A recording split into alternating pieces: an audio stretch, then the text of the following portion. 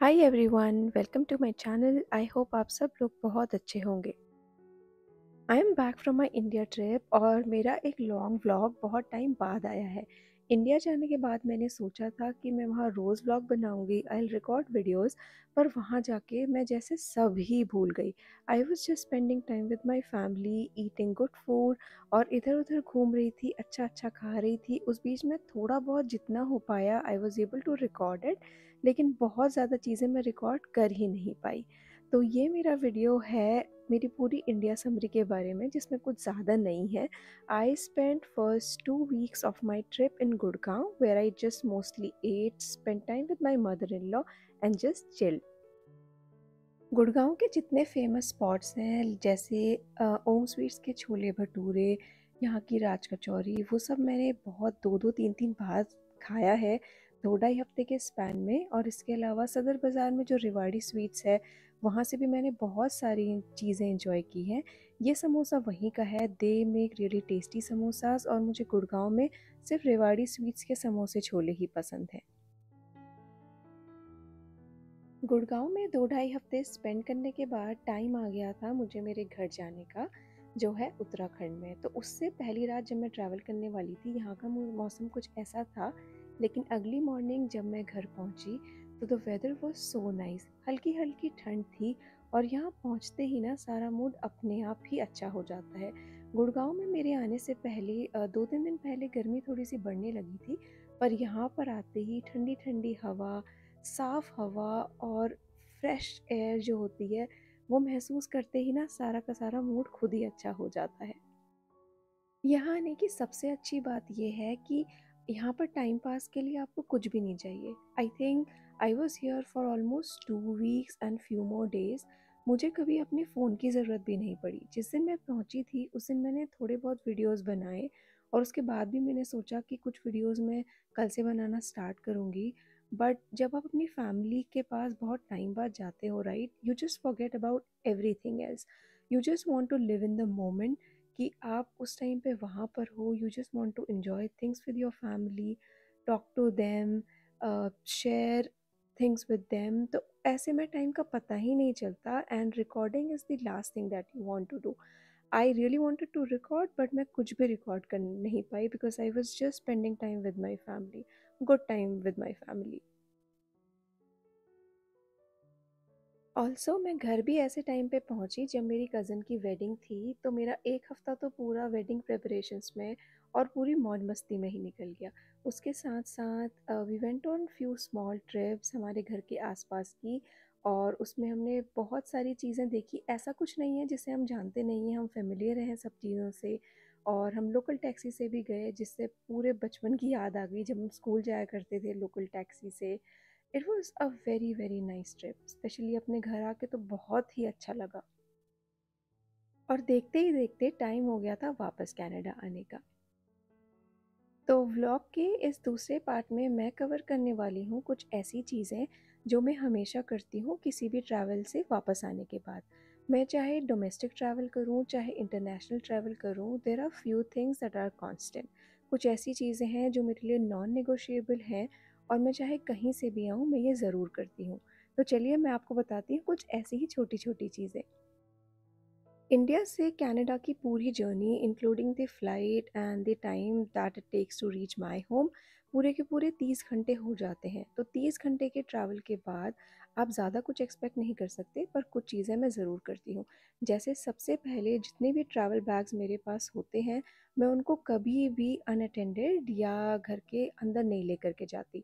वैसे ये बैग्स मेरे क्लोजेट में रहते हैं, लेकिन जब मैं ये ट्रैवल से आते हैं, सबसे पहले मैं इनको खाली करती हूँ। तो जितना भी सामान मैं इंडिया से लाई रहती हूँ, जो भी नए सामान हैं, गिफ्ट आइटम्स हैं या हमारे खुद के कपड़े हैं, वो सारे के सारे खोल के मैं उनको अच्छे से अरेंज कर देती हूँ।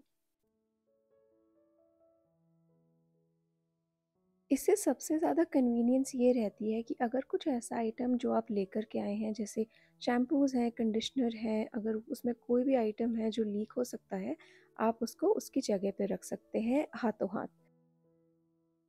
सारा सामान उसकी जगह पे रखने के बाद next thing that I do is, एक क्लीन सैनिटाइजिंग वाइप से मैं पूरा का पूरा बैग वाइप कर देती हूँ, अंदर से भी और बाहर से भी, और मैं इसको ओवरनाइट के लिए बाहर ही छोड़ देती हूँ। तो यहाँ पे मेरा सबसे बड़ा बैग जिसमें सबसे ज़्यादा सामान था वो मैंने पूरा खाली कर दिया है। सारे पॉकेट्स चेक करने के बाद, इसको अच्छे से झाड़ने के बाद, I will just close it, और अब ये यहीं पर रहेगा कल सुबह तक, फिर मैं इसको अंदर अच्छे से लगा दूँगी। तो ये मेरा बैग हो चुका है पूरी तरह से सॉर्ट। इसको करने के बाद I moved on to my second bag. इसमें भी कुछ कुछ सामान है, तो इसके साथ भी मैं सेम चीज़ करूँगी, सारी की सारी चीज़ें निकाल के उनकी जगह पर लगा दूँगी। ऑल्सो अगर कुछ आपके पास डर्टी लॉन्ड्री है, जैसे जैसे कभी कुछ रह जाता है, अगर आपकी फ़्लाइट जल्दी की है और अगर धो नहीं पाए हैं, तो वो भी हाथों हाथ सॉर्ट हो जाती है। तो यहाँ पे सारा सामान लगाने के बाद तीनों बैग्स का, this is how my closet looks like. तो इससे मुझे बहुत ज़्यादा रिलीफ़ मिलता है क्योंकि सारा सामान उसकी जगह पे लग चुका है, बैग सारे क्लीन हो चुके हैं, और इसके बाद I can move to other things that I need to do for today. So ये चीज़ मेरे लिए मैंडेटरी है, ये काम मैं कभी भी अगले दिन या कमिंग डेज़ के लिए नहीं छोड़ती। क्योंकि जो घर है वो काफ़ी दिनों से बंद है, तो it is a good practice कि हम घर थोड़ा-सा क्लीन कर लें। इसलिए आते ही मैं अपना रूम्बा ऑन कर देती हूँ, तो ये क्लीनिंग के साथ मॉपिंग भी कर देता है। मॉपिंग के साथ-साथ another thing that I do is I change the bedsheets. क्योंकि घर काफ़ी हफ्तों से बंद रहता है, इसलिए बेडशीट तो मैं सबसे पहले आके चेंज करती हूँ, so that you are able to sleep in a clean bed.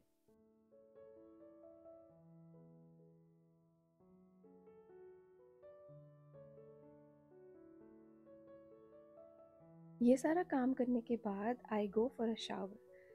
इतनी थकान हो जाती है इतनी लंबी फ्लाइट के बाद कि एक टाइम के बाद you just want to sleep, you are tired, you are jet lag.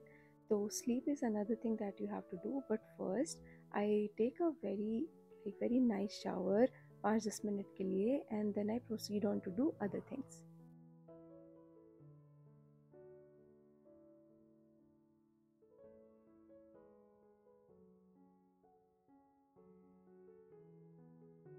क्योंकि ज़्यादा भी मेरे पास कुछ बताने के लिए है नहीं, पर जो भी था, जो भी मैं स्टेप्स लेती हूँ वापस आके, वो मैंने इस ब्लॉग में बताए हैं। I hope you find them useful. और शावर लेने के बाद, सब कुछ वाइंड अप करने के बाद, लग गई थी बहुत ज़्यादा भूख। तो जब आपको बहुत ज़्यादा भूख लगती है, यू आर टायर्ड, तो ऑब्वियसली आप ज़्यादा कुछ खाना हाई-फाई बना नहीं सकते, so you always go for comfort meal. तो मेरे लिए सबसे आसान होता है बनाना दाल-चावल। दाल-चावल is also my comfort food. तो यहाँ पे मैंने सब कुछ काम करने के बाद, शावर करने के बाद बनाया जल्दी से दाल-चावल।